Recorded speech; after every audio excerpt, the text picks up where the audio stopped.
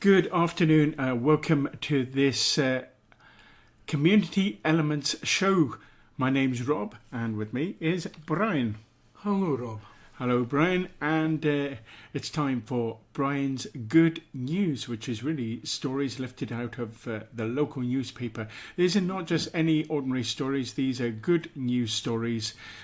So often in newspapers, we find that many of the news stories are really bad, depressing and whatever, but these news stories are there to encourage, there to inspire, there to challenge, and that's what we aim to do. Indeed.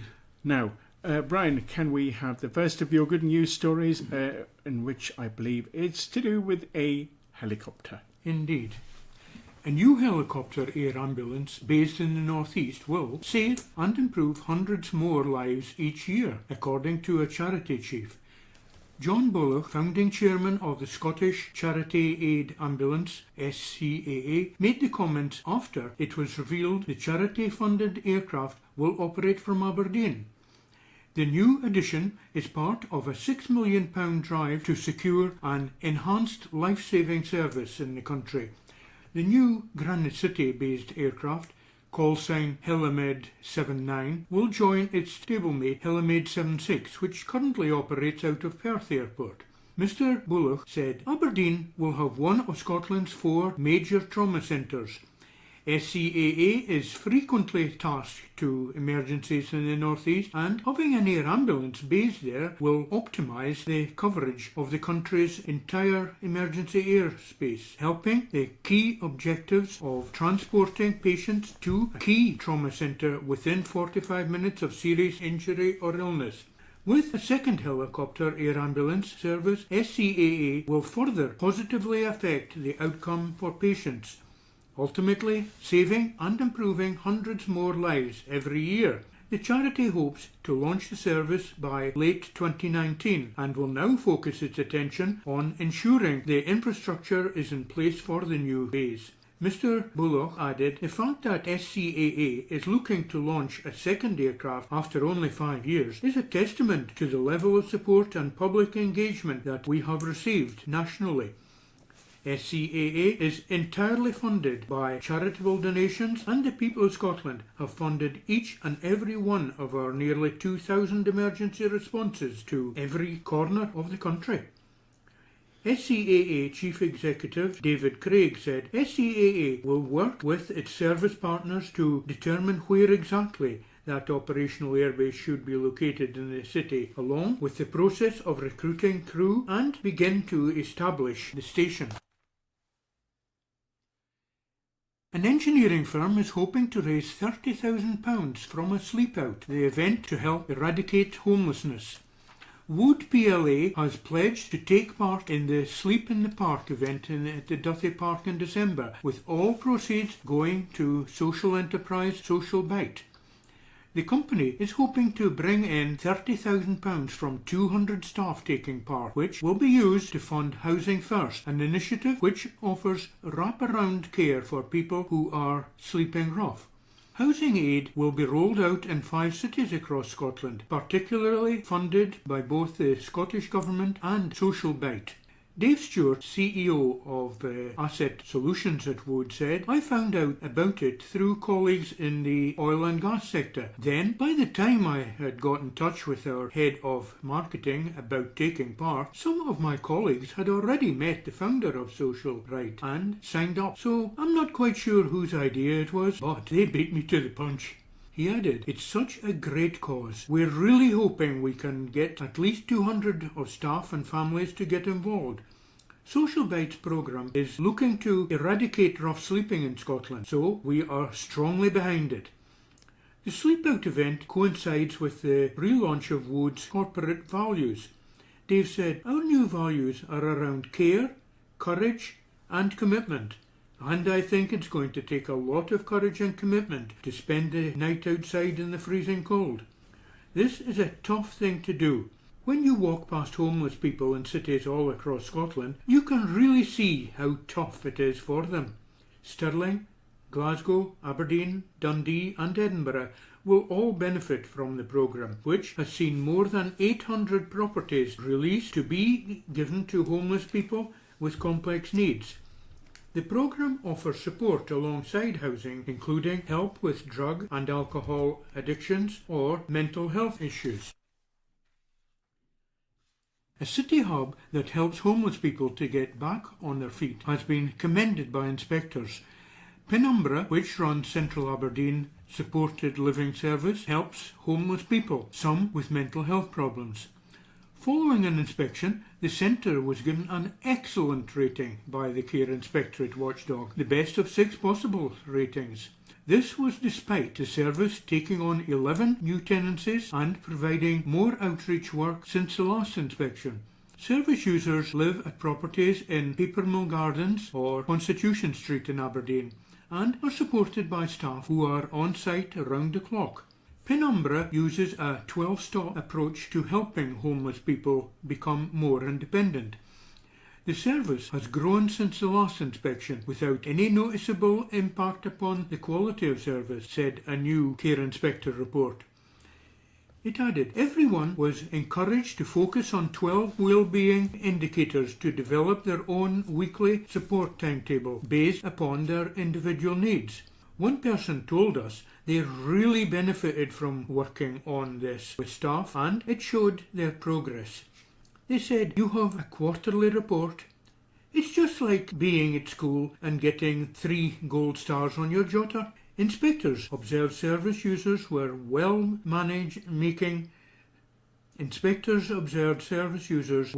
making lifestyle changes, developing skills and getting jobs or volunteering. One service user told inspectors, I have made progress definitely. I am more confident and no staff are there if I need them. Another said, I'm not moving from here. I am happy and feel safe living here. The report added, staff delivered small group sessions in topics such as self-esteem, life skills, hope and social networks to help build resilience and sustain recovery. The service was taking a holistic approach and providing a therapeutic environment within which people could feel safe and move forward with their lives. The staff team were very open and relaxed throughout the inspection. 9 city schools have come together to create remembrance artwork. The Bridge of Dawn Remembers project is made up of 9 schools and 3 churches based in the area and includes a range of different projects worked on by children of all ages. Since being officially launched at the start of October, youngsters have worked on a number of initiatives which will be showcasted at a service and then again at the churches in Bridge of Dawn from November 12th until 14th. Work undertaken includes a poppy stone installation where the colourful flowers have been painted on a number of different rocks and made out of different mediums such as paper and Lego. Other projects involve First World War booklets created by primary 6 and 7 classes at Greenbrae School where they thought about the emotions of those involved, and primary 2 at Forehill School who explored the idea of conflict and made emotional faces to show how they felt. Primary 6 and 7 at Braehead School created poppy artwork to be used for the Bridge of Dawn Remembrance project, while the Primary 7s at Dainston Primary discussed the causes of conflict, and the Primary 6 and 7 classes at Greenbrae School also created a piece of art which says "Never Forget" to commemorate the soldiers who died in the war. Sue Thompson, member of the chaplaincy team at St Columba's Church and organiser for Bridge of Dawn Remembers, said, all 9 schools are creating their own poppy art installation.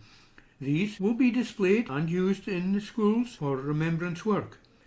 On Monday 12th to Wednesday 14th, the poppy art, as well as lots of photos from the events and displays of the children learning, will be on display in the churches for everyone to see. There will be refreshments as well. We hope lots of our community will come and support these. There will also be a service on November 11th where the whole of Bridge of Dawn is invited to attend. Children will be contributing to the service, as will members of Legion Scotland and the churches.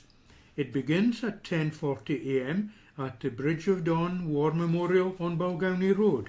Granite City Brass Band will also be playing. We have an appropriate text from the Bible for this time of year, taken from Malachi chapter 3 verse 16, which says, "Then they that feared the Lord spoke often one to another, and the Lord hearkened, and heard it, and a book of remembrance was written before him for them that feared the Lord, and that thought upon his name." Amen. Amen. Thank you very much, Brian, for that, and great good news stories there. Certainly the story of the air ambulance is really, really good. Yes. And good to know that that will be starting up at least next year. I mean, I'm just thinking, as it's been unveiled, it would be lovely if it was available almost instantly, because the aircraft is there, so hopefully they'll be able to make use of it even now for air ambulance work, because I'm sure there must be real need for that. Indeed. Then you've got the great work done for the sleep outs by Wood PLC. So that's really something. There's so much commitment there, isn't there? When a big company like Wood PLC comes in and does that. It's very encouraging, thinking not just of themselves. It will benefit themselves also, because it will lift everybody in the workforce. They will be encouraged and... well, hopefully get on and do as part of the sleep out themselves as well. Well, it will need many of their staff to do it. Yeah, I think it might need also... I'm half wondering whether I should go and actually do that myself. I would encourage you to. You would encourage? No. Don't twist that around. No. As in me encourage you to do so. The other stories are good as well. Yeah, all right. I was ready with that. You did invite that last comment.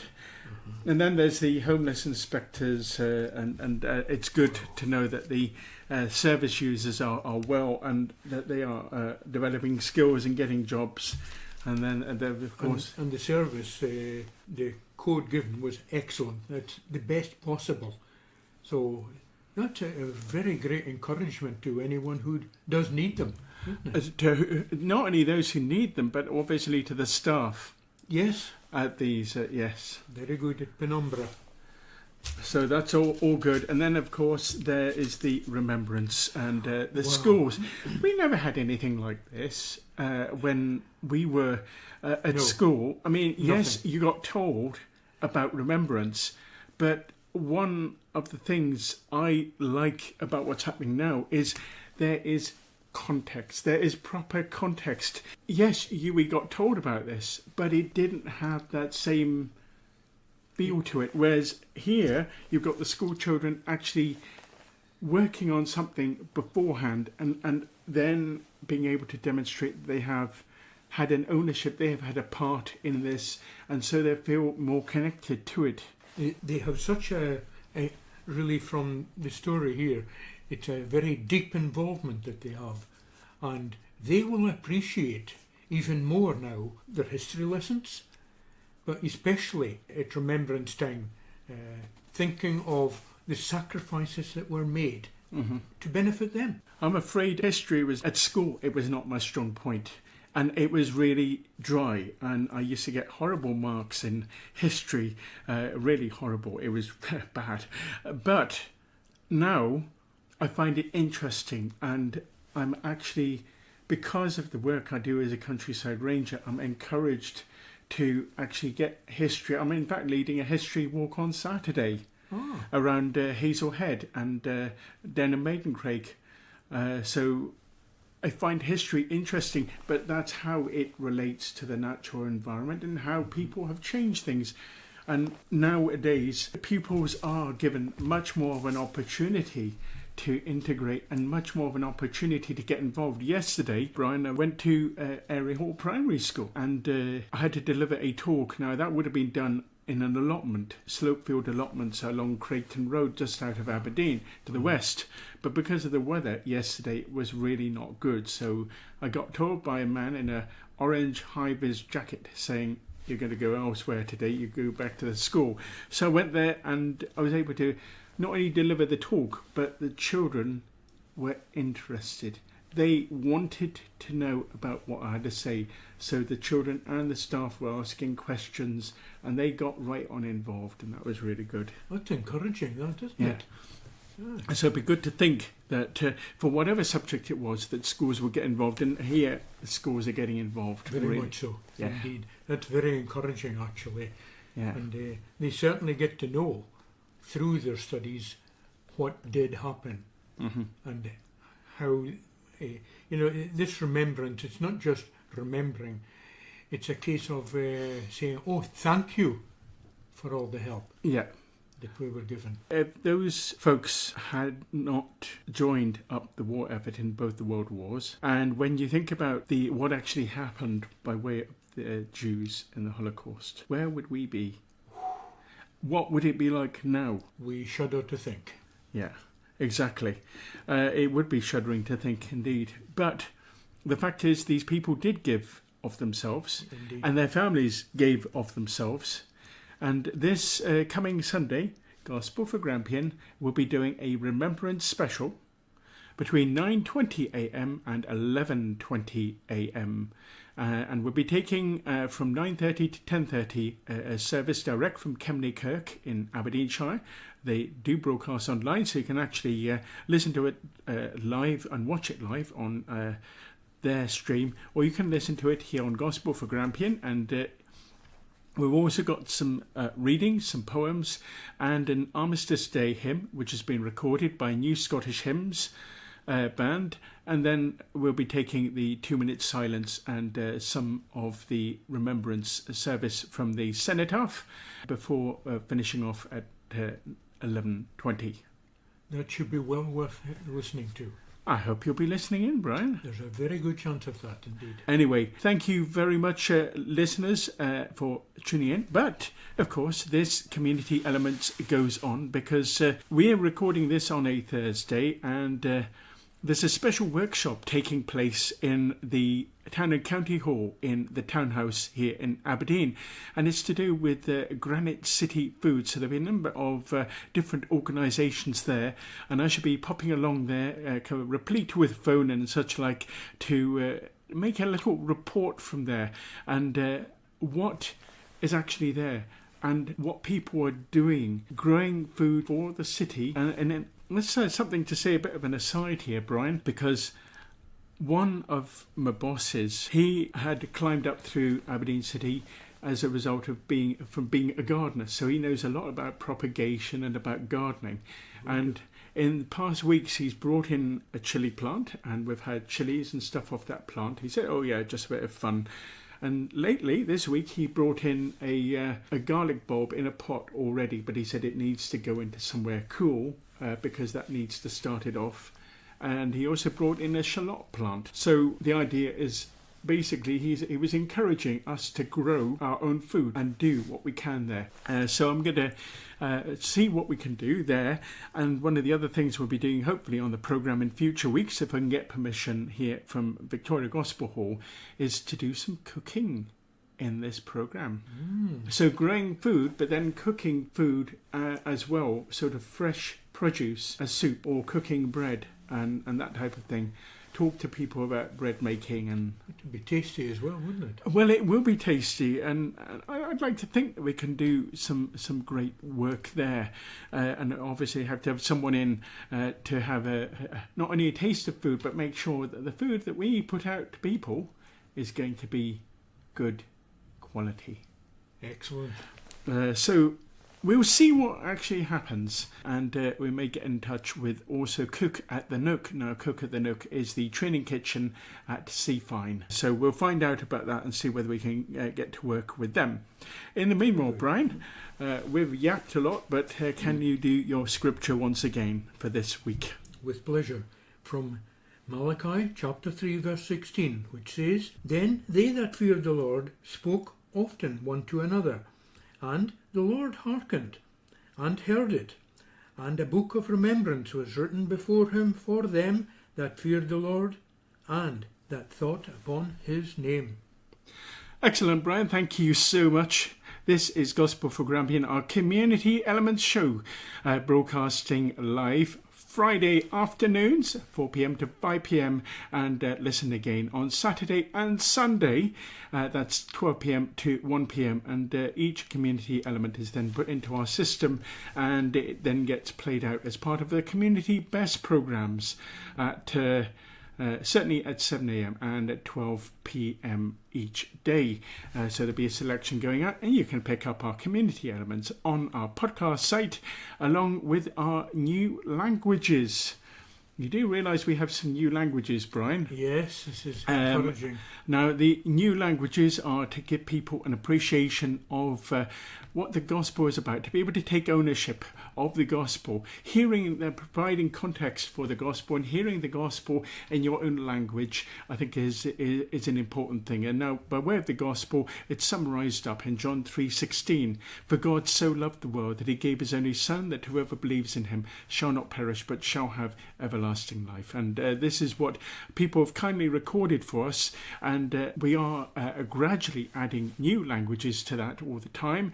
We've had a welcome bonus, so I think we now have about 14 languages on the go, and you can both listen to that one every hour, normally on the hour, just at the top of the hour, throughout our broadcast here on Gospel for Grampian, and also on our podcast site, and that's g4g.podbean.com. There we have it. We'd better get going, and thank you once again, Brian. Thank you indeed.